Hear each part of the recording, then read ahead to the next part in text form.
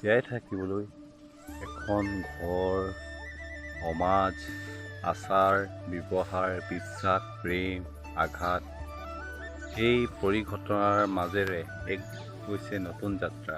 এই যাত্ৰাত মানুহে নানা কথা শিকিব পাৰে, পথ প্ৰদৰ্শক হ'ব পাৰে, কিন্তু এটা কথা মানুহৰ ধৈৰ্য আৰু সহ্য কৰিব পাৰিলে মানুহৰ সফলতাৰ শিখৰত যাব পাৰে। মানুহে কয় কৰিব নোৱাৰা কাম একো নাই, মানুহে চেষ্টা কৰিলেই পাৰে, কিন্তু আজিকালি সমাজত এনেকুৱা পৰিস্থিতি আছে, নিজ মানুহে ঘৰ ভাঙে, অইন কথা নকওঁ, নিজ মানুহে ঘৰ ভাঙে। আনে যদি 10জনে 10টা কথা